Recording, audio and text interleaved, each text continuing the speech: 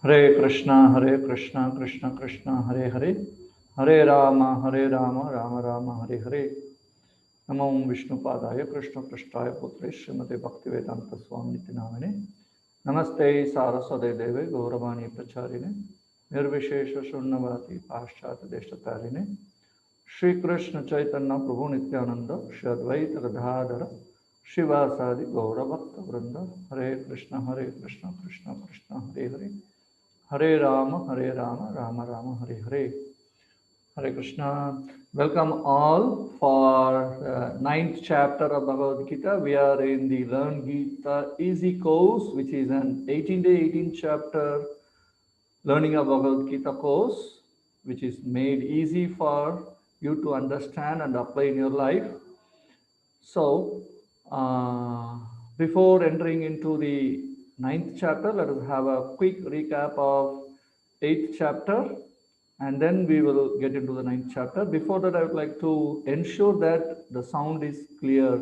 Some of you can show thumbs up. Yes, Kasturi Mahadevan is quick to respond.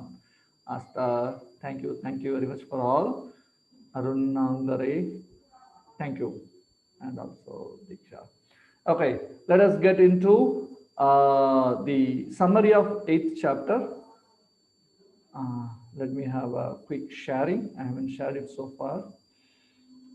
The slideshow.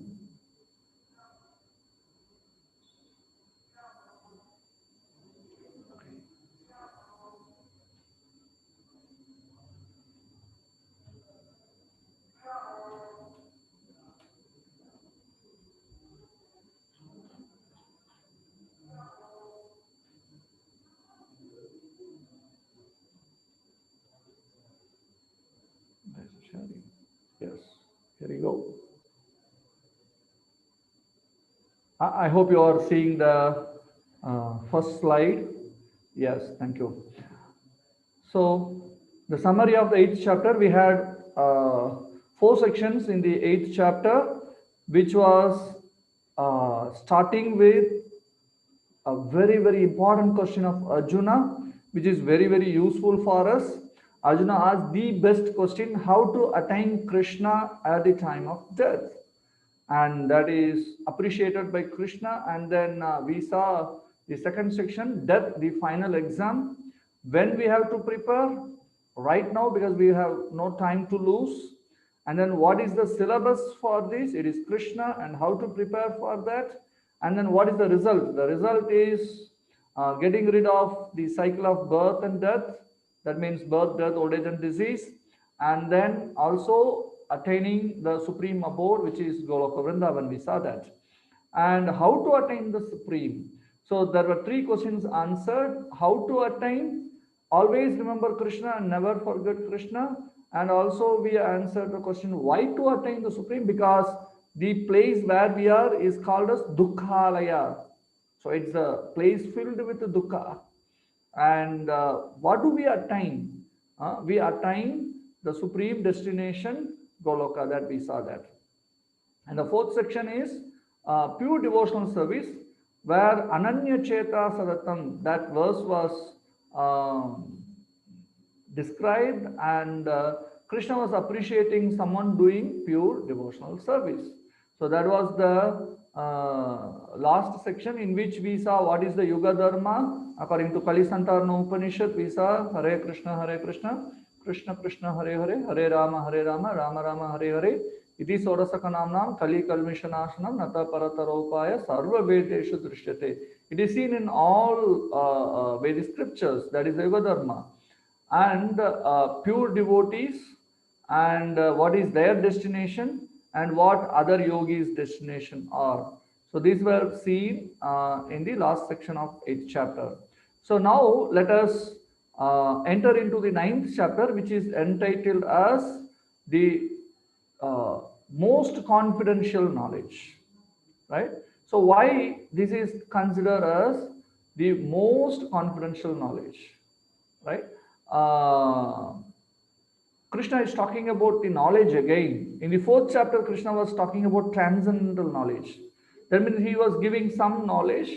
In the 2nd chapter, a lot of knowledge was spoken about the soul, We saw how the soul is undestructible and how it transmigrates from one body to another, and different composition of our body, the gross body, the subtle body, and the soul. So we saw a lot of things about soul, and to know about the soul we had different methods like near death experience, past life memories. So many ways to understand that we are not this body, we are soul. It was vividly described in the second chapter. So now Krishna is giving some more knowledge, and he is saying that this is most confidential. This is in the second chapter of ninth chapter. Krishna says that this is Rajaguhyam. We will be seeing it when we go into that chapter. And then the second section is about the inconceivable Lord. So how the Lord is inconceivable with our tiny brain. What are his prowess? That is described in the second section. And the third section, who neglects bhakti? So that again it's mentioned in the ninth chapter. We saw that in the seventh chapter also. And again here in the ninth chapter. And the glories of devotional service and the devotees are also mentioned here. And here it is explained how Krishna himself will help the devotees. So that is very nicely, that is the reciprocation Krishna shows towards the devotees. That is in the fourth section. So Krishna was speaking about unalloyed devotion in the 8th chapter. Ananya Cheta Sadatam. Ananya means without any other thinking or any other deviation to any other path, just performing devotional service to the Supreme Lord. That is called as unalloyed devotion. I'll give you an example. What is that unalloyed means? Say for example, if you purchase gold, when it is pure, it is called as 24 carats, right? It's not our eating carat. This is some carat measurement given for gold. And if you mix some copper with that to make some ornaments or some designs, then it becomes 22 carat. And there are gold with more mixtures of different metals also. And I have heard sometimes back that somebody can even mix aluminum with gold. You cannot identify, but the gold's quality will be reduced and it will become an 18 karat or 14 karat. But when it is 24 karat, it is pure gold, no mixture in it. So in the same way, if there is no other mixture of any other process with the devotional service, then that is called as Ananya Bhakti, and that devotee is glorified as Ananya Bhakta. This is glorified in the 8th chapter, which we saw in the 8th chapter end, right? And now Krishna is explaining in this chapter how one can become that Ananya Bhakta. So we are all in the journey of the soul to the spiritual world. We are starting this journey, right? So how I can become such a devotee without any mixture of other processes, or my mind is not deviated to many other things? So I am focused in the service of the Lord. How that can be achieved? So Krishna is explaining in this chapter. Okay.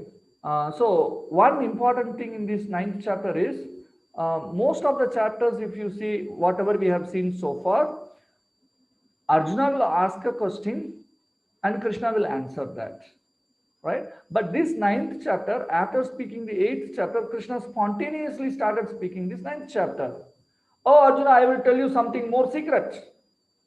I have given you some confidential knowledge, but now I will give you the most confidential knowledge. What is that most confidential, right? So we see that there is some natural change in this whole discussion, where Krishna himself is speaking to Arjuna about something higher, right?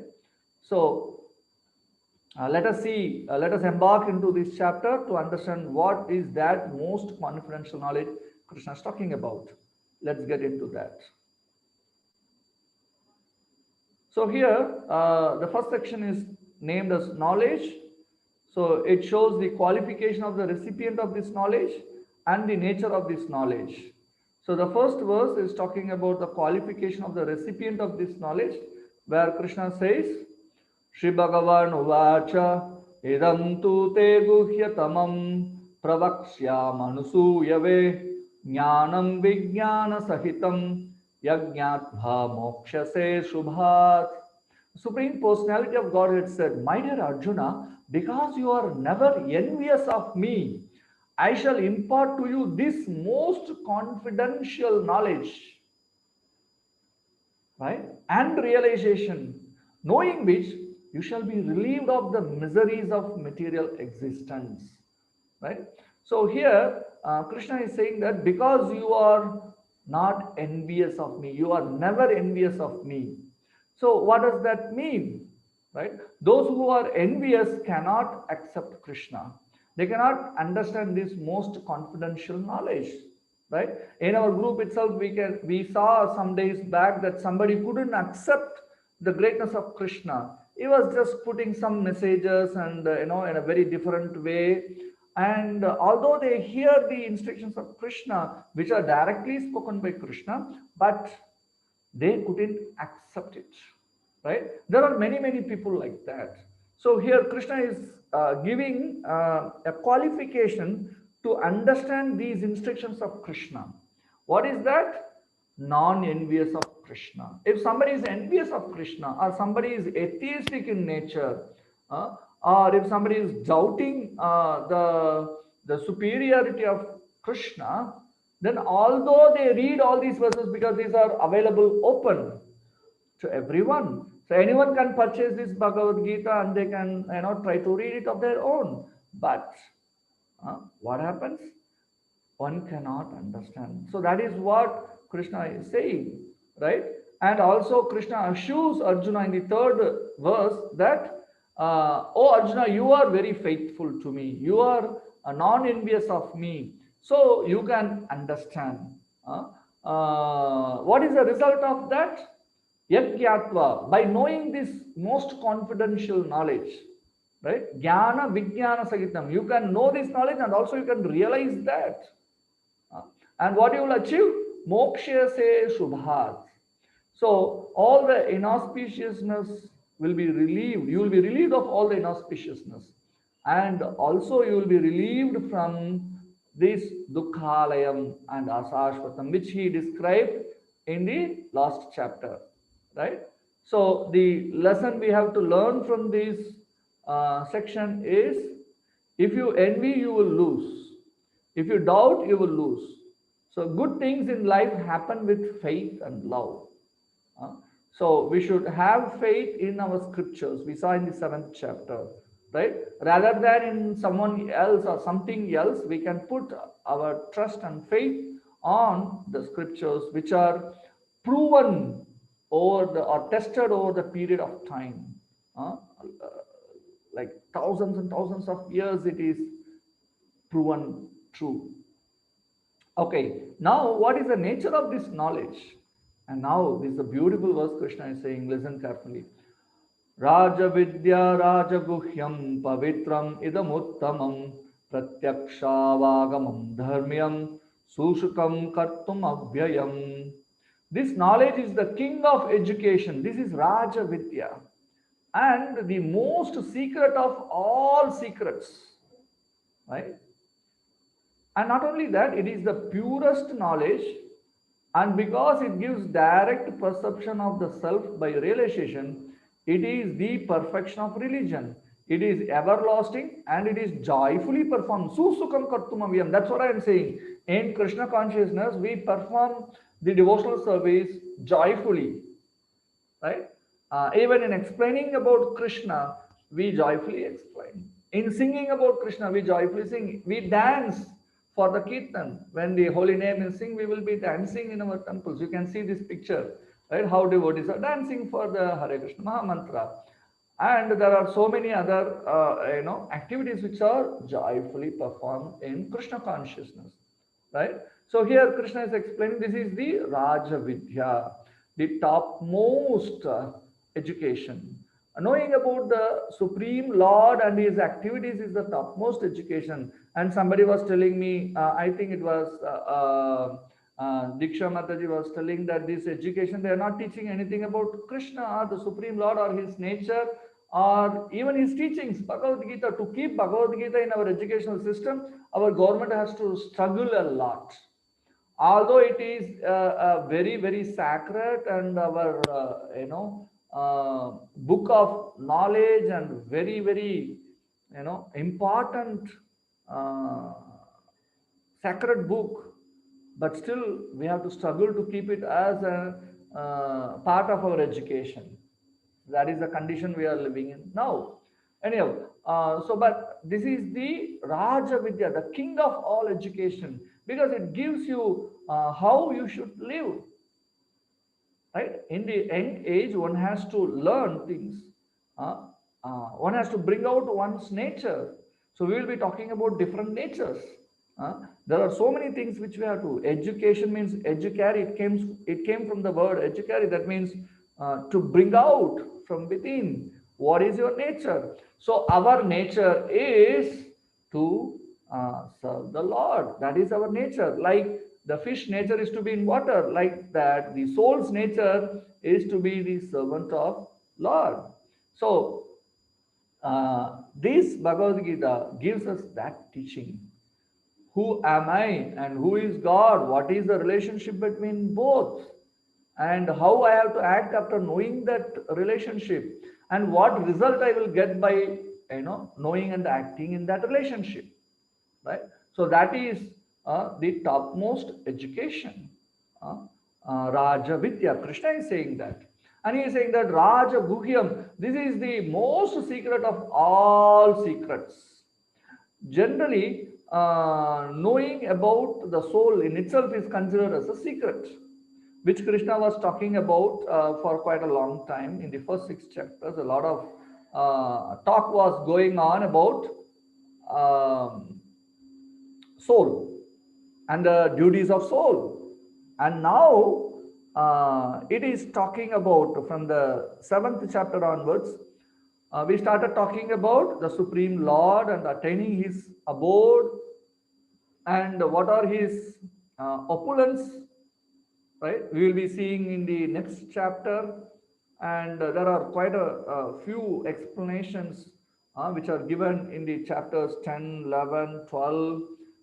So Krishna is now giving about more confidential, that something about the soul. The soul is part of the Supreme Lord and subservient to the Supreme Lord, and it is supposed to serve the Supreme Lord. So that is the most confidential knowledge. The relationship between the Jiva and the Supreme Lord, and how the Supreme Lord reciprocates, and how the Jiva serves the Lord as Ananya Bhakta. So this is most confidential knowledge. To know that I am not this body, I am soul itself is a confidential. Not many people know about it. Although Bhagavad Gita is talking about it, many people don't know about it. Right? So knowing that itself is a confidential knowledge, rahasya. And to know the relationship between the soul and the super soul or the Bhagavan is most confidential, and that is what it is being described in this chapter. So it is called as Raja Guhyam. So we have to understand what this uh, chapter is going to talk. And then it is Pavitram Idam Uttamam. This devotional service, what it is being talked over here in this chapter, is Pavitra, means it is purifying. So it will purify us from all our sinful reactions, which are in different stages. Then one may wonder, what is that? The reactions come in different stage. Are there stages for the sinful reaction? Yes, Padma Purana says a beautiful verse. Aprarabdha phalam papam kutam bijam phalonmukam kramaneva praliyate Vishnu bhakti radatmanam. So if one performs Vishnu bhakti or devotional service to the Supreme Lord, then all the reactions of our sinful activities will be completely wiped out. Whether it is prarabdha, aprarabdha, or phala, or kutam, or bijam. I will give you one example to understand it better. See, here we can see a seed is sown, and then a small what can say, a sprout is coming out, and then it becomes a little plant, and then it becomes a big tree, and then it starts bearing fruits. So in the same way, when we put a seed for performing a sinful activity, uh, by our association or by our desire to perform sinful activity, then that seed will manifest as sinful activity, right? So then that sinful activity will create a reaction for us, right? Sometimes that reaction will not come immediately. It will take some time to fructify. I'll give you example for that. Say for example, somebody have some fight with the neighbor or some person, uh, and they become so inimical, and a frequent fight is coming, and then this person decided, okay, let me finish him. So he sowed a seed of sinful activity, right?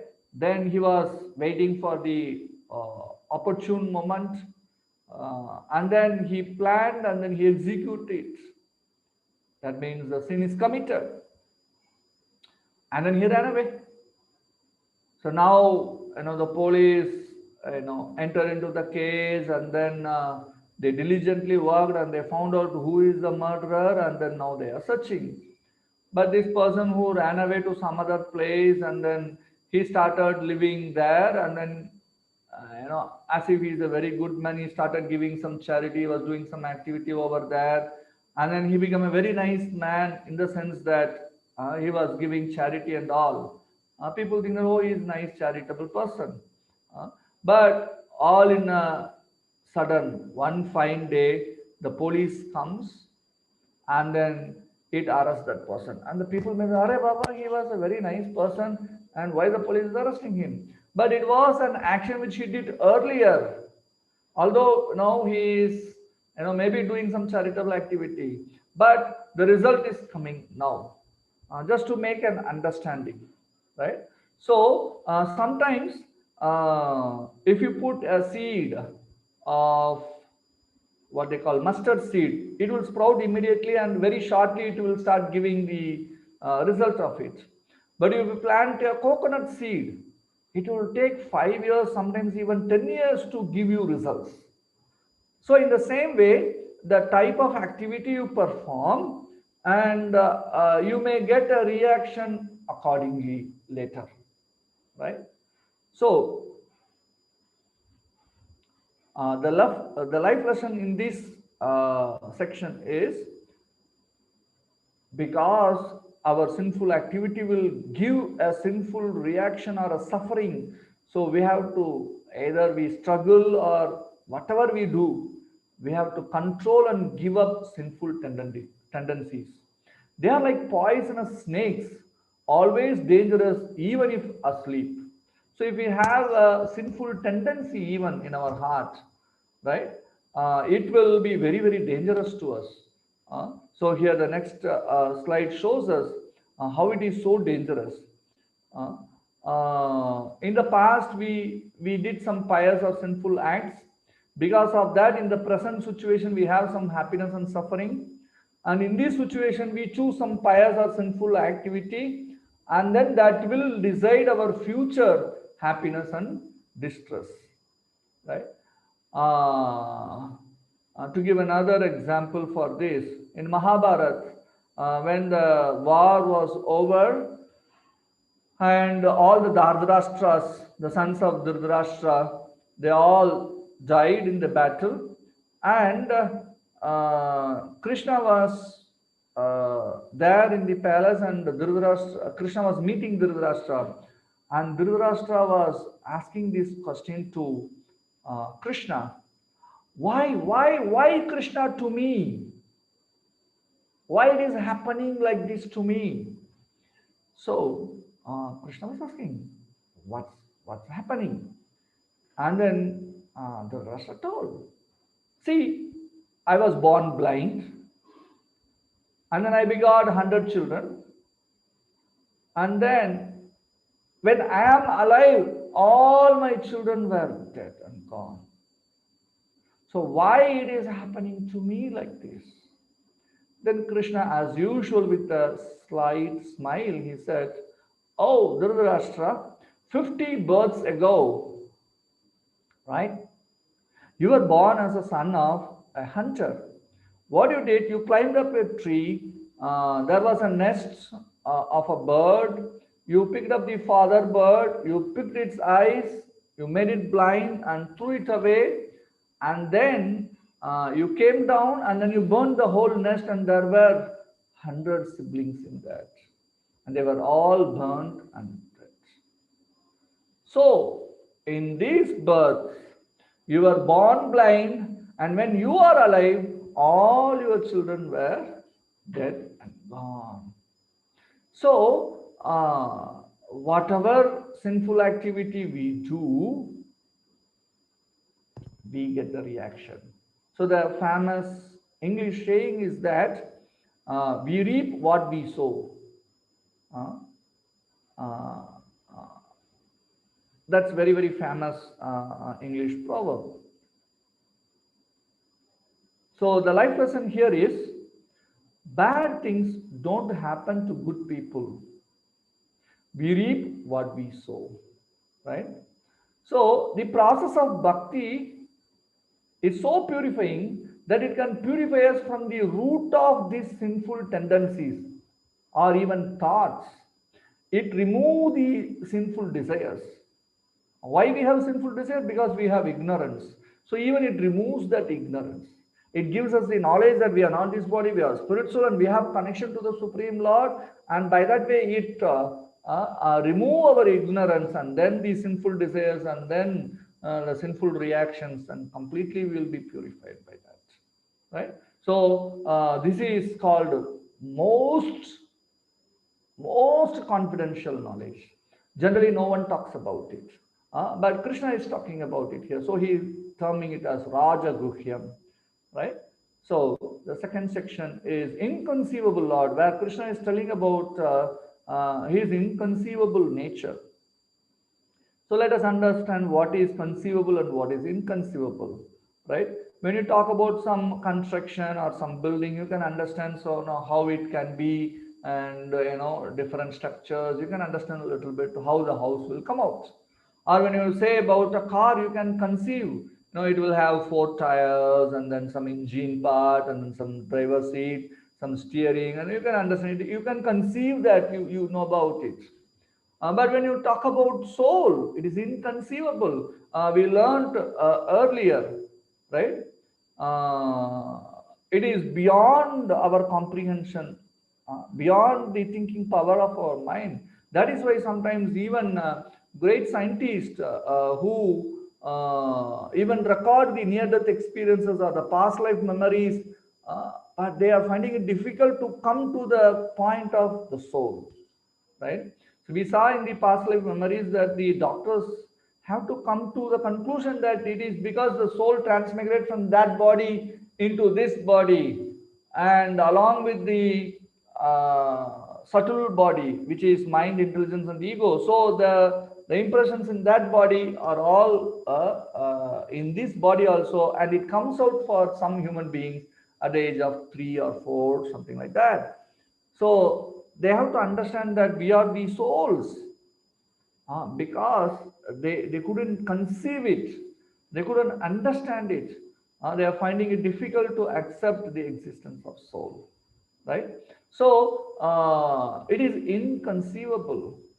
The Lord's energies are very, very inconceivable, which Krishna is explaining here very nicely. So there is a verse in Isha Upanishad also. We are taking some example from Isha Upanishad, which is one of the 12 famous Upanishads, 10 famous Upanishads, which are generally used by many people for philosophical talks.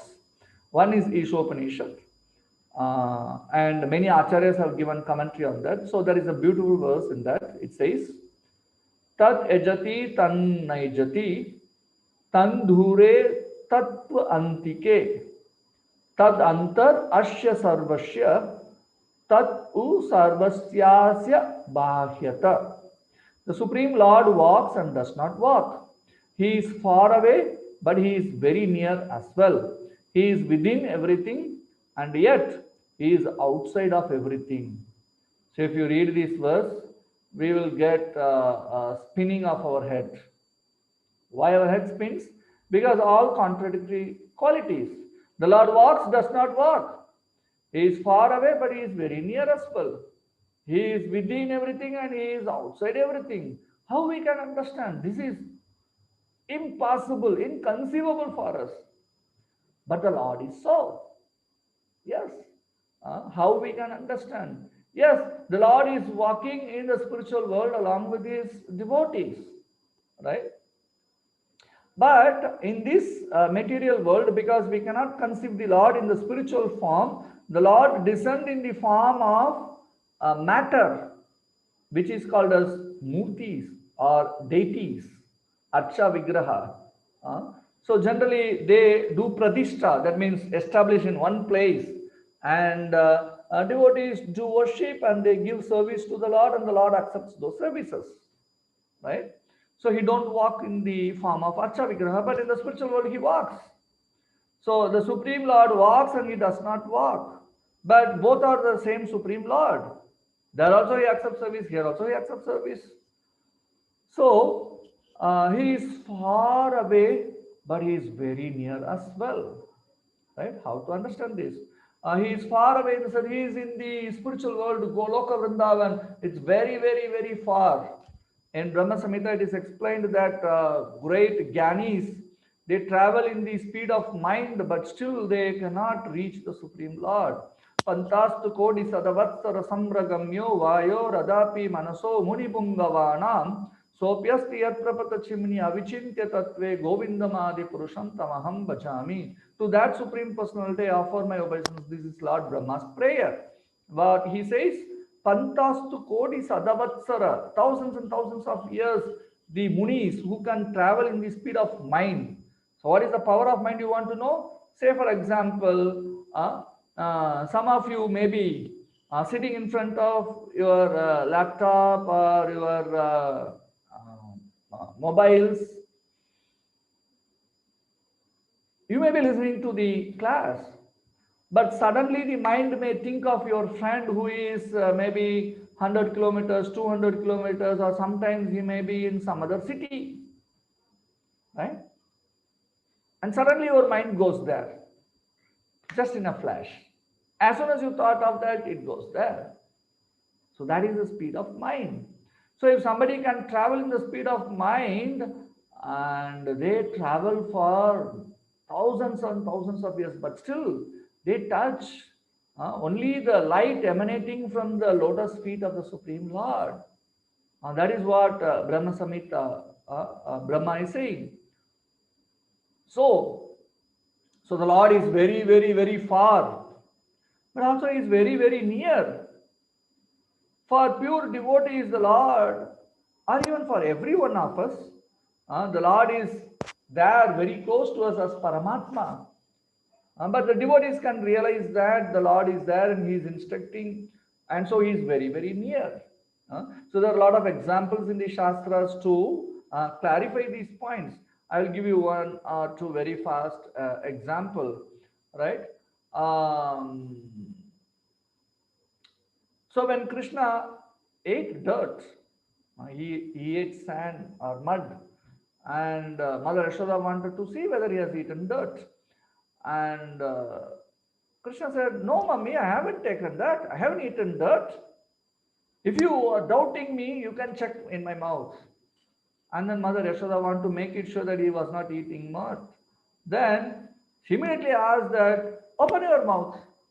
Krishna thought that Mother Yashoda will not ask for it. Oh no, Krishna is caught because he is already having dirt in his mouth. So he opened the mouth, and what Mother Yashoda saw? The whole Brahmanda in the mouth. And in that Vrindavan, in that Yashoda, and then in that Krishna showing another Brahmanda. So keep going, and then Yashoda got, spinning of her head. Uh, Krishna is so inconceivable, right? He is in one place, but he can be very very far also, uh, and he can be inside and outside, antar bahi. This is another example where Uttara. This also happened after the Mahabharata war. One day, Uttara, the wife of Abhimanyu, who was the dead son of Arjuna, who was carrying the last, what we can say, successor of the Pandavas. Because everyone was dead and gone, only the 5 Pandavas were left. Right? So, Uttara, who is the wife of Abhimanyu, she came running to Lord Krishna. Please help, help, help. And then, what is the problem? Aswatthama has directed the Brahmastra to kill the fetus in the womb of Uttara, who is the last successor of the Pandavas. He wants to take revenge for killing of Duryodhana. So he was so, bent on that, and then he directed the what is that, Brahmastra, which can, hit the target accurately, wherever the target it may be. It is like, much sophisticated guided missile, and it will not affect others. It will affect only the target. See, such a sophisticated guided missile, which is Brahmastra. And then Uttara was, feeling the pain of burning of the fetus inside. And then Krishna, he was standing outside with Kunti. They were all, there talking, discussing. And Uttara came running, and then Krishna was standing outside. But at the same time, Krishna entered the womb also, and then he covered the womb. He protected the son. He protected Parikshit, who was in the womb. So he was outside. So then how he can be inside? He can be, right? So that conflict can be resolved only by Krishna. He can exhibit such conflicting characters. We cannot be. Say, for example, I am in Perambur, right? I am not in Mumbai, where some of the devotees are there. And one devotee, I think the Kasturi Mahadevan, is from Trichy. I am not in Trichy. I am in Perambur, in Chennai, right? So I cannot be in both the places, but Krishna can be. So he is inconceivable, right? So what is Krishna's relationship with this material world? Krishna says in the 8th verse of this chapter, right? Although he is inconceivable, what is his relationship? Prakritim swam avasthabhya vishrujhami puna puna bhuta dhramam imam krishnam avasam prakrute vasat. The whole cosmic order is under me. Under my will, it is automatically manifested again and again, and under my will, it is annihilated at the end. So everything is happening with the will of Krishna. So he is having a Shakti called Satya Sankalpa. He is also called a Satya Sankalpa because whatever he desires, it happens. Whatever he desires, right? So once Arjuna and Krishna were strolling in the grasses on a park kind of area, and then Krishna showed some bird in the sky, and it was flying. He said, "Oh Krishna, oh Arjuna, see there, it is a crow." And then Arjuna, saw in the top, and then he said, "Yes, yes, yes, Krishna, that is a crow." And then Krishna said that, "Oh, that is a white crow." Then immediately Arjuna said, "Yes, yes, yes, yes, that is a white crow." Then immediately after a while, Krishna said, "No, no, no, no, no, no, it is black crow." And then Arjuna said, "Yes, yes, it is a black crow." And then after a very short while, Krishna saw again on the top, "No, no, no, it looks like a peacock." And then Krishna said that, "Yes, yes, yes, it is a peacock." Now Krishna was very annoyed, right? What is that, Arjuna? I am telling that different birds, and then you're saying that every time, yes, yes, yes, yes, yes. How is that? One same bird can be all or anything what I said. Then Arjuna said that, "Oh Krishna, you are such a personality that just by your desire, when you say that it is such an item and it becomes that. So what is the big deal in that? So it will be that only you decide it to be, or if you seeing it to be like that, it will become like that. So he is Satya Sankalpa. That means whatever he desires, it happens. For us, it is not like that. We are all struggling to uh, what is that? Eradicate this COVID-19, right, from this world. For the last 10 months, we are struggling a lot. Uh, and we want this COVID to be eradicated, and we have to come to the normal situation. But it's not happening. We are saying that the vaccination is coming, it is coming. It is still in the same process, it is coming. They said it is January, and then will it reach to all the people? So now there are so many discussions going on that, but still we haven't got it. So it is not that we like it and immediately we get it. It is not so. But Krishna is not like that. Whatever he desires, it happens immediately. So Krishna is saying that in the 10th verse of this chapter, Maya dakshena prakriti suyate sacharacharam hetunanena kauntaya jagat viparivartate. This material nature is, which is one of my energies, is working under my direction. O son of Kunti, producing all moving and non-moving beings. Under its rule, this manifestation is created and annihilated again and again. It is just extension of the previous verse. So it is under my supervision. So it is not that Krishna is not in control, so somebody else is in control, or some says that Satan is in control. No, it is not like that. Everything is under the control of Krishna. It is one of his energies by which he is creating and he is destructing. So there is a circle. Creation and destruction happens. So the creation manifests and it gets withdrawn. And under my direction, Maya Adhyakshena, under my Adhyakshena means under my supervision, under my eyes it is happening.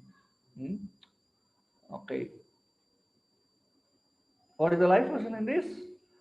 God means one who possesses inconceivable qualities.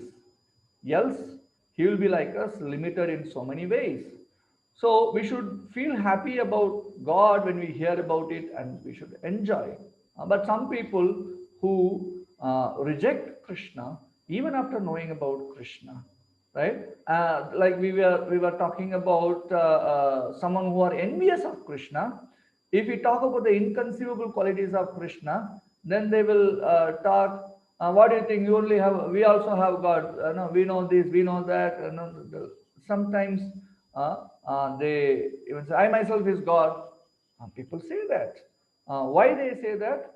Because they are envious. Krishna says in the 11th verse of this chapter, Avajananti mamuda manushim tanumashritam parambhavam ajananto mama bhuta maheshwaram. Fools deride me when I descend in the human form. They do not know my transcendental nature as the supreme Lord of all that be. Right? So here Krishna is talking about people who deride him. Fools will neglect me, or fools will neglect the process of bhakti. They cannot understand the param bhavam. Param bhavam means the higher nature, right?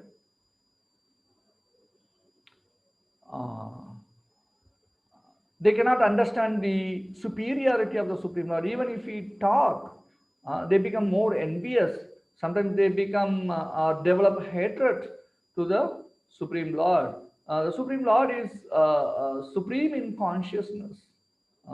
And how we can understand that Supreme Lord? Only through scriptures. So we can understand through Bhagavad Gita, through Srimad Bhagavatam. We can understand the supreme nature of the Supreme Lord. There is another verse which says that Mamaivamso Jiva Loke Jiva Bhuta Sanatana. Krishna is saying that all the jivas are my ansas, means my small portion. So if fools deride Krishna, then what the devotees do? They do the opposite. Krishna says in the 14th verse of this chapter. They do the opposite. They do sadatam kirtayanto mam yadantasya drida means with so much determination they will do this process of bhakti. What they do? Namasyantashamam bhaktya. With all devotion, they will offer obeisance to me. And nitya yukta upasate. They perpetually worship me with devotion. So the translation is that always chanting my glories, endeavoring with great determination, bowing down before me, these great souls perpetually worship me with devotion. So we are chanting this holy name, Hare Krishna, Krishna Krishna, Hare Hare, Hare Rama, Rama Rama, Hare Hare. And even after going to the spiritual world, we will glorify the Supreme Lord by chanting the holy name, Hare Krishna, Krishna Krishna, Hare Hare, Hare Rama, Rama Rama, Hare Hare.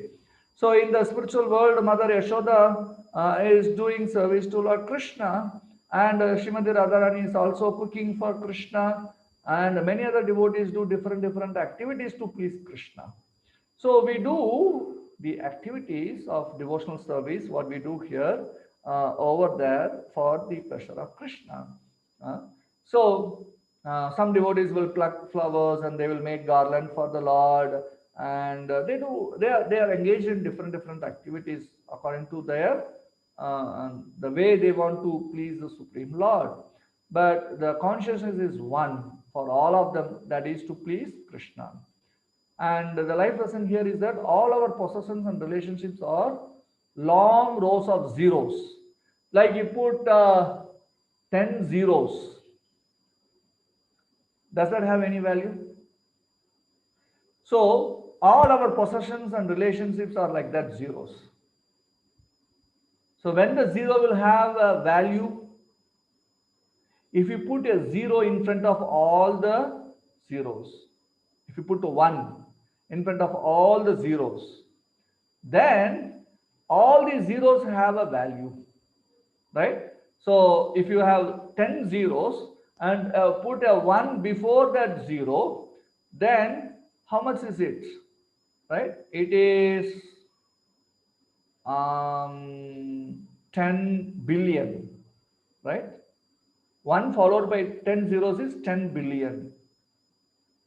So it has lots of value. Otherwise, it does not have a value. So Krishna is like that 1 and all our possessions are like 0. If we don't have Krishna with us, then all our possessions are having no value, right? So now we have seen how different people will reject Krishna and how the devotees will perform devotional service to Krishna. But this section, what we are going to see now, Krishna says about how he reciprocates for such devotees who are always thinking about him, who are doing Ananya Bhakti. Then this verse explains that very nicely. This is the 22nd verse of 9th chapter. Ananyaschintayanto mam ejana paryupasate tesham nityabhuktanam yogakshemam vahamyaham. The translation: but those who always worship me with exclusive devotion, meditating on my transcendental form, to them I carry what they lack and I preserve what they have. So here Krishna is saying that I reciprocate. How? I carry what they lack and I preserve whatever already they are having. So there was one great devotee named Arjunacharya, and he was writing commentary for Bhagavad Gita, and when he came across this verse of 9:22, Ananyashinten tomame jana paryupasate tesam nityabhuktanam yogakshemam vahamyaham, I myself will carry. How is that? No. It is not possible. Krishna himself will not bring for ordinary devotees and all. So he thought this may be by mistake. It should not. It cannot be Vahamyaham. So he struck that and then he wrote Karomyaham. I will do with my energies. I will give whatever is lacking, or I will carry. I will preserve whatever I have, whatever the devotees have. So he wrote Karomyaham. Then he stopped there, and then he is a Brahmana, so he went out for begging alms, Bhiksha, and by that he subsists. And he went into the village to beg for alms. And after a while, actually in the house, his wife was there. And after he left home, in a short while, the door was knocked, and then the wife thought, "Oh, my husband has come back very fast. What happened? Somebody gave something very early." And then, in that mind, she opened the door and she saw the two beautiful boys were standing. One was black and another was white.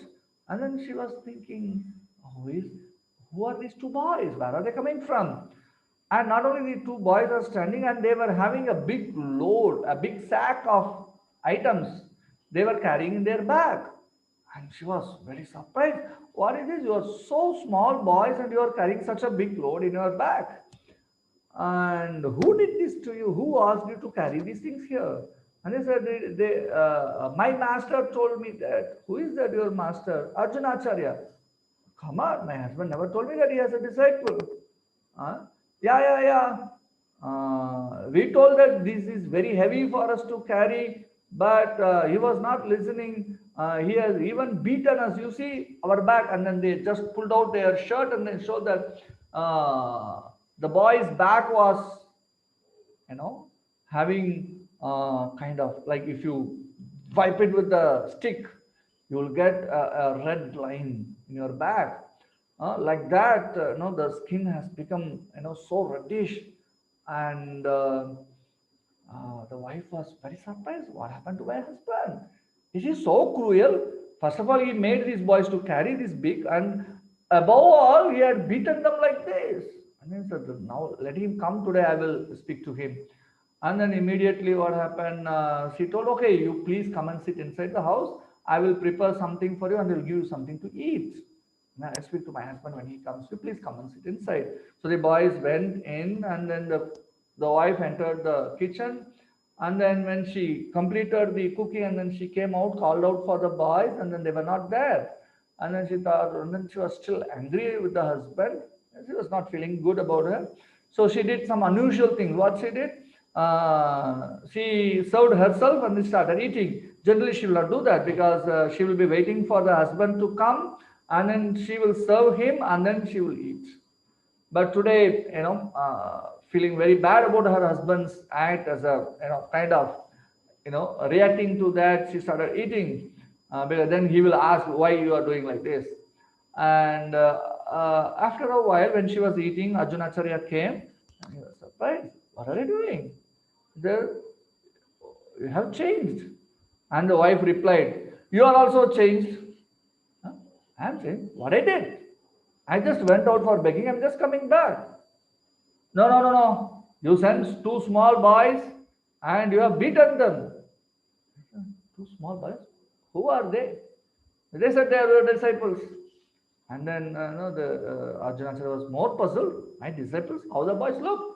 And then she described, one boy was so black, another boy was very fair, and they were very young, and their eyes were like lotus petals, and their lips are so reddish, and they are very tender, and they are very beautiful. How you can do such a cruelty, and you have beaten them for not carrying the load? What they brought everything, all the provisions for the house. And immediately he ran into the house, and then he saw the book that Vahamiham, the line striped over there, was not there. That was the line on the back of that boy, and that boy is none other than the Supreme Personality, Krishna. And he understood, oh my dear wife, you are so fortunate, you could able to see the Supreme Lord. Right? So the Lord proved that he carries himself, Vahamiham. So in this way, the Lord reciprocates to the devotees. So he protects, he nurtures, he provides, and he also takes away whatever causes blockage to the devotees. So we can fearlessly perform our devotional service. The Lord takes care of things. So what are the results achieved by different types of people who accept and who rejects? Right? We saw people who reject. So here Krishna is saying, Yanti devavrata devan pitrun yanti pitravrata bhutan yanti bhuteja yanti madhyajino apimam.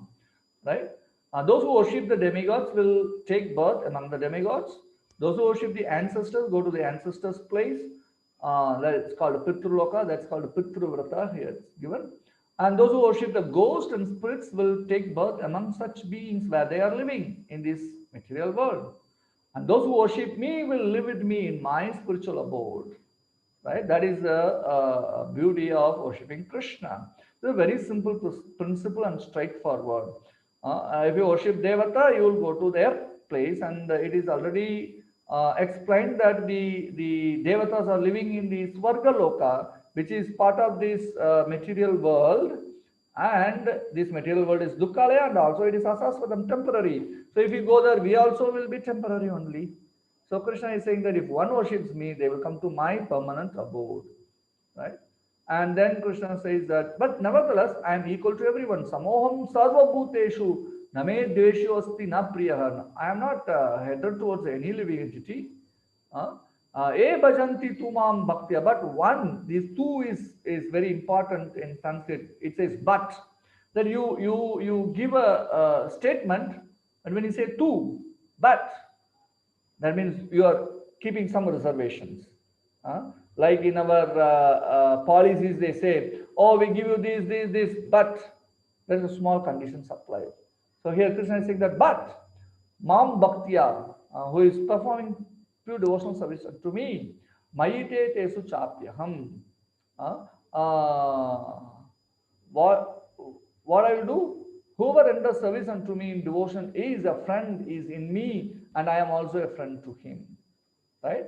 So that is the glories of devotional service. So that is what in this section we are going to talk. Somebody is performing devotional service, then that person, Krishna is saying that I am also friend to him. He is friend to me. He is in me and I am in him.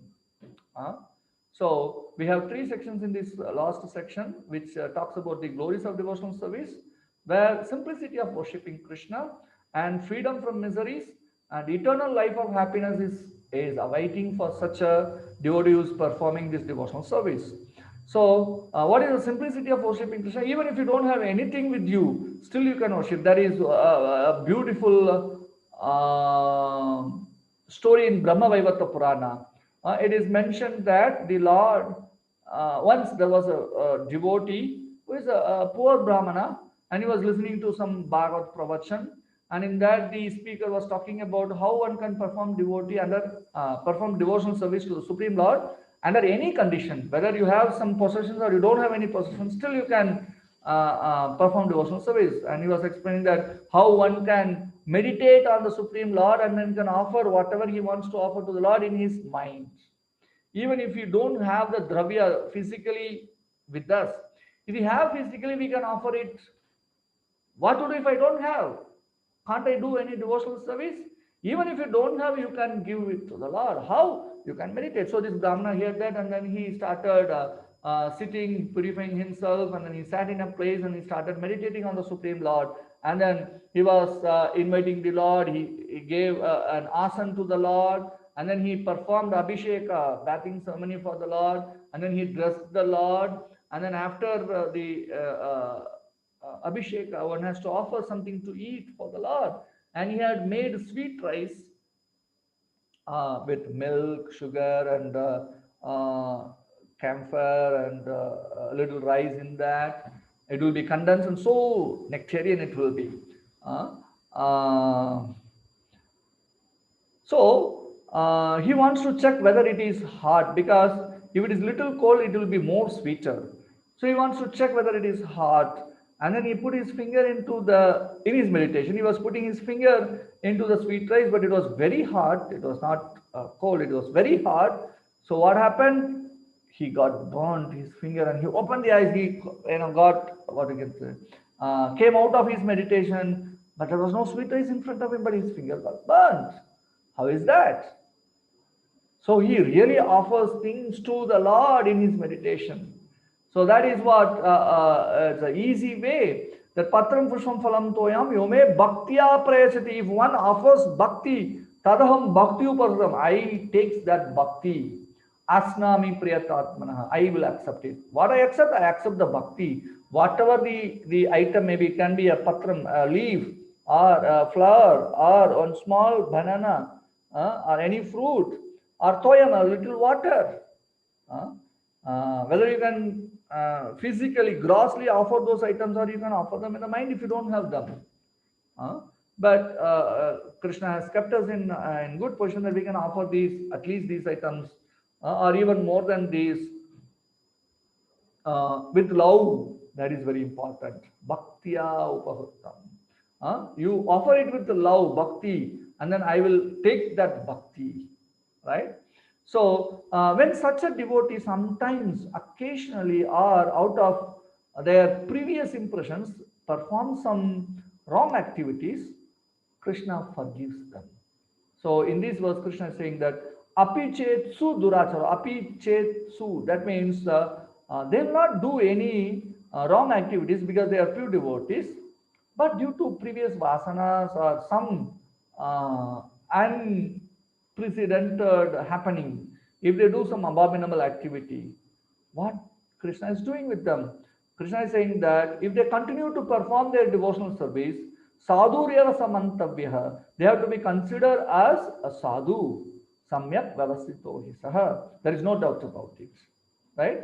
So, because he is performing continuous devotional service, he will be re-established in his pure devotional position, right? So, what Krishna is doing in that? Krishna destroys the sinful reactions. He destroys their inclination to commit further sin, and also he protects even if one accidentally. So we have to understand this is an accidental sin. This is not pre-planned and then you execute it in a planned way, some sinful activity. No, it's some accidental sin if you commit. Krishna says that I am there with you. So he is giving that comfort to his pure devotees. And he's saying that not only that, Shipram bhavati dharmatma shashvat shantim nigachati kaunteya pradijane name bhakta pranasati. He's saying that, oh Arjuna, you announce it loudly. Pradijane hai kaunteya. Pradijane means you boldly and loudly announce, declare it, that name bhakta pranasati, my devotees will never perish. So now we may be wondering why Krishna is saying Arjuna to declare that. Krishna himself can declare that. No, he is only giving instructions now to Arjuna, but he is asking Arjuna to declare this. Why? Because sometimes Krishna can break his own promise.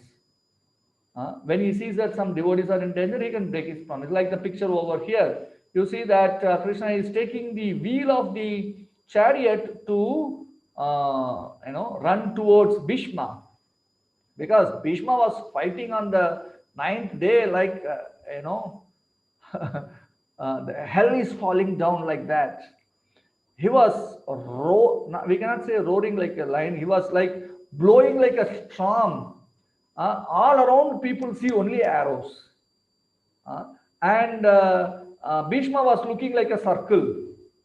Like he was turning every side, every direction, and he was shooting arrows. And it seems like if we allow him to continue like this, then he will finish the whole. And even Arjuna was finished. So Krishna saw that, what I am supposed to do now? He just jumped out of the chariot. He picked up the wheel of the chariot and then he ran towards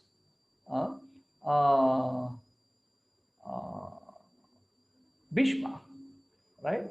So Krishna broke his promise of not taking a weapon, but Arjuna was very fearful of Krishna breaking his vow. So Arjuna held the leg of Krishna not to do that. So that's a reciprocation, and the relationship is like that. The Lord wants to break his own vow for the devotee's sake, but the devotee don't want the Lord to do that. The Lord is doing for you only. But the devotee don't want that. That's the intimate relationship between the Lord and his devotees. And here, Krishna is saying that because of that reason, if a devotee says that, the Lord will uphold that somewhat or the other. Like Brahma gave a boon to Hiranyakashipu. So the Lord fulfilled all the boon and he came as Narsinga and he killed Hiranyakashipu. Because it was Brahma who is the devotee, gave the word, Tatastu. So the Lord, he fulfilled that.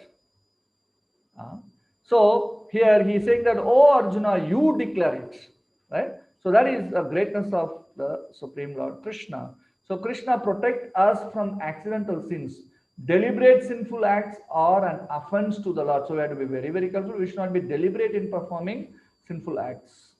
So the last verse, I think, Subha Shubha Falayarevam Mokshase Karma Bandhanai Sanyasa Yoga Yuktatma Vimukto Mam Upaisyasi. In this way, you will be freed from bondage to work and its auspicious and inauspicious results. With your mind fixed on me in this principle of renunciation, you will be liberated and come to me. This is a very beautiful verse, and this is icing on the cake. And this is Krishna's benediction for pure devotees. What is he saying? That you will be freed from the bondage of work and its auspicious and inauspicious result. That means your karmic reaction will become zero, and your mind will be fixed on me in this principle of renunciation. What is that?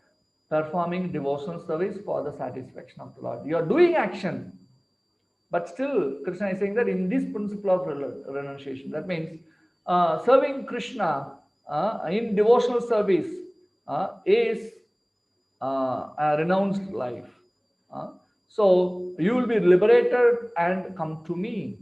So the life lesson here is very beautiful. When a person is bound up with the shackles, he cannot release himself. Neither can someone else who is tied can help. So Lord and devotees who are eternally liberated, they can only open our shackles. So Krishna is saying that I will do that for you. If you perform devotional service, then you will be liberated. And where you will go? You will go to an eternal life of happiness in Goloka Vrindavan. So with this, we come to the completion of this 9th chapter, and a quick summary of that. Krishna is talking about the most confidential knowledge in the first section, the qualification of that recipient of such knowledge, and the nature of such knowledge. It is the king of all knowledge. It is joyful and everlasting, and it can purify us from all the sins, even from the root of that sinful tendency, right? And the Lord is inconceivable. His inconceivable qualities and his inconceivable creation we saw. And then we saw about who neglects Krishna and what are its results. And Krishna and his dealings with his pure devotees we saw. And also in the last section we saw the glories of pure devotional service, how it is very simple to perform pure devotional service. Even one can do it in mind. Whatever situation you are in, you can still perform pure devotional service. And it gives freedom from miseries, and also it gives us an eternal life of happiness. So with this, we come to the conclusion of the 9th chapter. If there are some questions, you can start asking. First, let me put this chat, and I have ticked the unmute button today without fail. Yesterday, I'm sorry, I forgot. Some of you have asked that please unmute us. I haven't really noticed that, and I used to do that, so I thought that I have done it. Okay, some question. Asta Mataji have a question, and you can raise your questions or you can type in the chat box. Yes, Asta. Hare Krishna, Guruji. That day you said that if you kill something that sucks your blood and or something that is very poisonous, that will not be counted under your sin. But as I'm an agriculture student, so we have to make insect boxes, and we deliberately kill that insects, and we use pesticides also for saving our crops, right? Okay. So, will that come under my sin? Actually, there are some natural ways to drive away the insects, which our predecessors were using it. But in the modern days, to get so much of crops, and then to get a faster and higher yield out of greedy, we started using these pesticides and all. And if you can manure using the natural manure, and there are certain ways where some of our farmhouses do without using any pesticides, they will have a very good growth. No, but for practical purpose, we make insect boxes and pin that insect in that box. I will come to that point. I will come to that point. First, I'm saying about the pesticides are things which you set in the field for protecting the crops. So we Yes. avoid that. There are Hmm. means to avoid that, so you can do that. Hmm. Otherwise, it will come under sin. Hmm. Okay, that's one point. And another point is, yes, I was also a biological student, Hmm. max biology. So, you are a max, oh, you are an agriculturist. No, I took biology in my 11th, 12th, but as I didn't clear the NEET, so I pursued agriculture field. Oh, okay, fine. So, you are in which year? I'm in MSc agriculture, MSc. second year. I'm thesis work. Okay, so yeah, you are supposed to do that. But okay, I remember my zoological classes, lab class in my 12th standard, where we have to collect insects in a box and then show Mhm. to the sir. Yes. Uh, yes, uh, what we can say. Sometimes we can look for some dead flies or insects like that. When you walk in the field, you can find out. If you couldn't find out, then you can collect and you can pray to the Lord for your studies. And that study should help these insects to get something betterment. Like in the medical field, what Hmm. they test the medicine with some living entities. So Hmm. help the lives of so many lives. Hmm. So they take that what we can say uh, Hypnotic oath. that life for helping Hmm. so many other lives. Acha, acha. Pray for that life that Hmm. you can chant Hare Krishna and then Hmm. you can pray that this life gets a betterment because it is useful for a study which will be helpful for many other living entities. Uh, Yes, yes. but don't do too many. Like if you want to get one grasshopper, you don't collect so many and then put one. So get only one, so you can. Okay. Okay. Thank you. Thank you. Yeah. But you chant while picking them or pricking them or in the with a pin or whatever it may be. Okay. Uh, Thank you. yeah. Okay, Madhulika Jitesh. You have a question? You can unmute yourself. Hare Krishna Guruji. So my question to you was like it is considered to be a sin when we kill a living entity, right? Yeah. What like for the food purposes, like when we eat veg, like we kill crops, right? Like we kill rice crops, wheat. So plants also have a life within them, right? Very good. So wouldn't it be considered a sin for killing a plant and eating it for our satisfaction? Yes. Uh, I hope you will remember we saw in the third chapter one verse. यज्ञशिष्टासिनो संतो मुच्यन्ते सर्वकल्पिसे पुंजाते तेतोकम पाप ए पचन्ति आत्मकारणात्. Right? So if you offer it in the yajna and then if you take, then you will be relieved of all the miseries. Why there is misery? Because although it is vegetarian, which is food for us, right? Because Shastra says Jivo Jivasya Jivanam. One living entity subsists on another living entity. There is a cycle, right? So we subsist on herbs or grains, fruits, vegetables, and various. In that,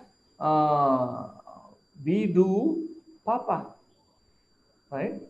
So that's what, if you don't offer to the yajna, that papa remains in that, right? And if you offer it to the Lord and then if you take, Krishna is saying that I will remove that sin. Because now you are accepting the authority, and then I will relieve you of that sin. Sarva kilbi say, right? But for Atma Karanat, if one eats for one's own satisfaction, just cook and eat himself, then he verily eats sin. Right? Yagyasistasno shanto mushyante sarva kilbi say, punjate tetvakam papa. Bunjate means bhojan, the eating. Why if he eats for Atma Karnat, for his own self satisfaction. So that is why the process of yajna or offering it to the Lord is essential. It was a practice in our olden days, but some or other nowadays in the modern days we have lost that culture. So that is why we introduced one place where we said that okay, you keep whatever you are cooking in front of the Lord, offer it to the Lord, and then you take it, right? And today we saw what we can offer. Krishna says that you can offer patram, pushpam, phalam, toyam. He's not saying that egg, fish, meat, and all. He's saying either a leaf which represents the grains and vegetables, and phalam, fruits,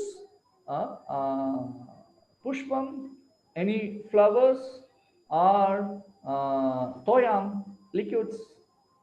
These things you can offer to the Lord. That is not a problem.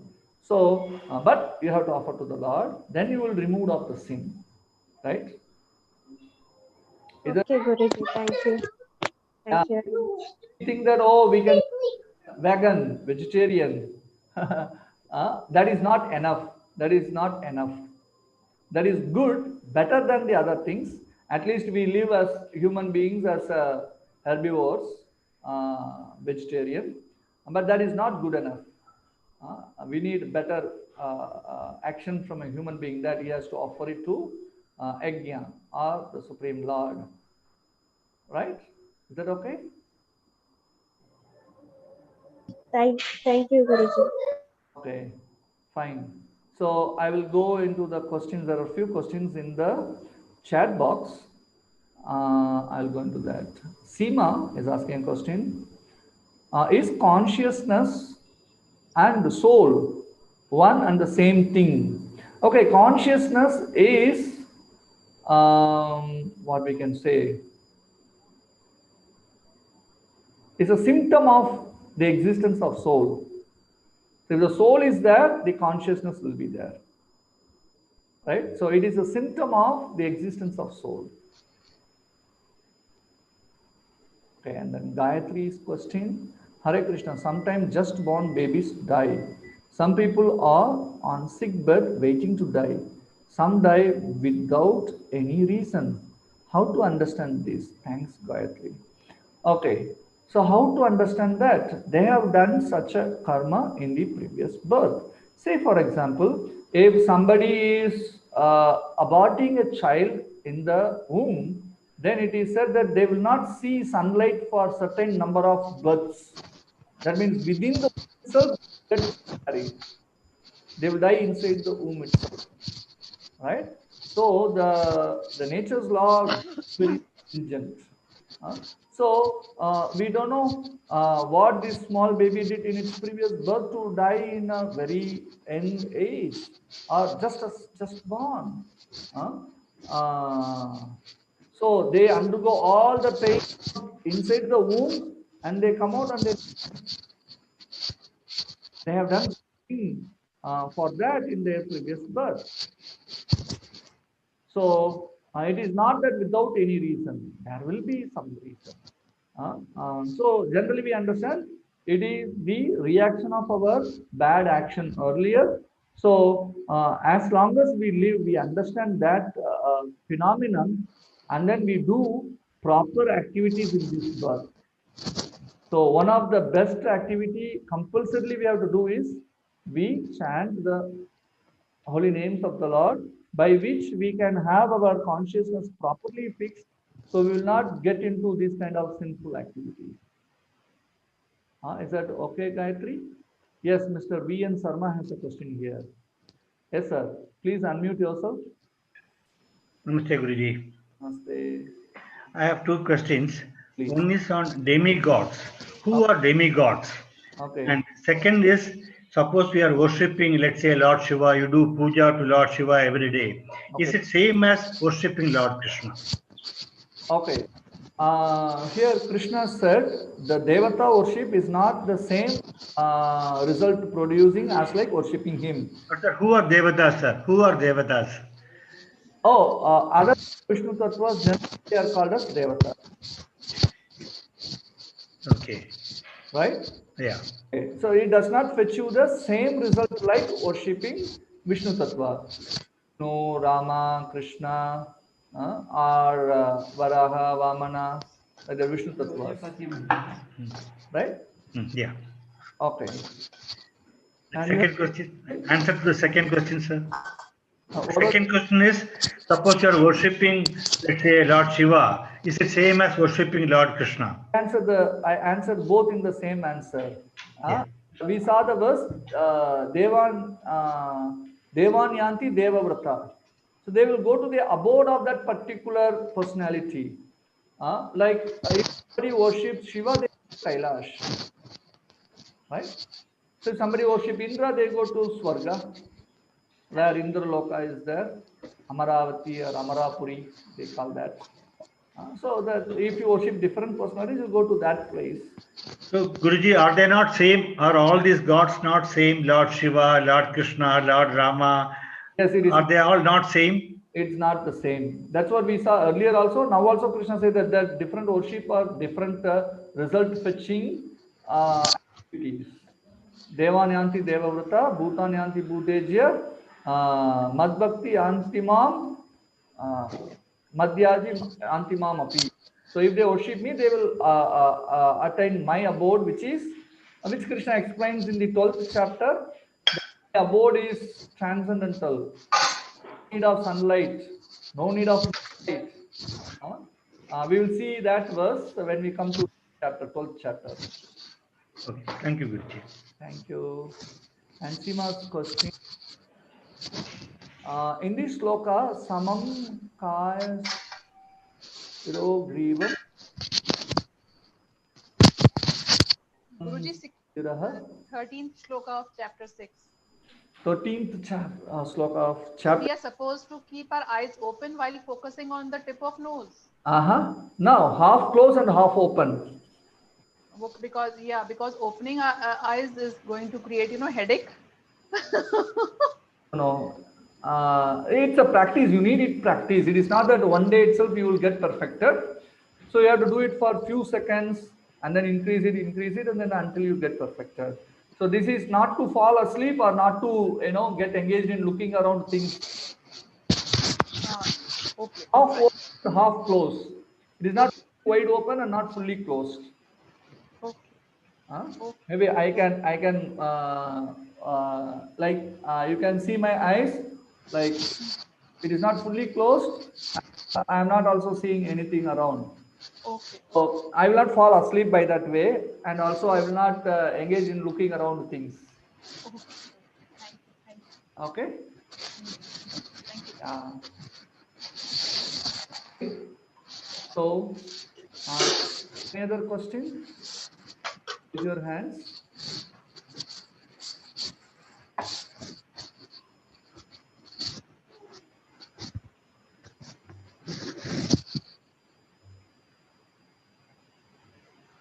Okay, so thank you very much.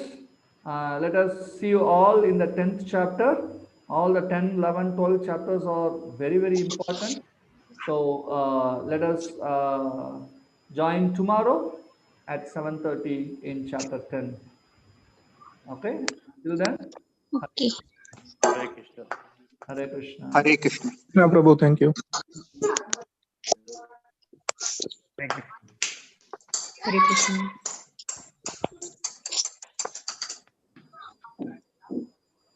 Hare Krishna. Hare Krishna. Hare Krishna, Guruji. Hare Krishna, sir. Thank you. Hare Krishna, Guruji. Krishna, Harshit.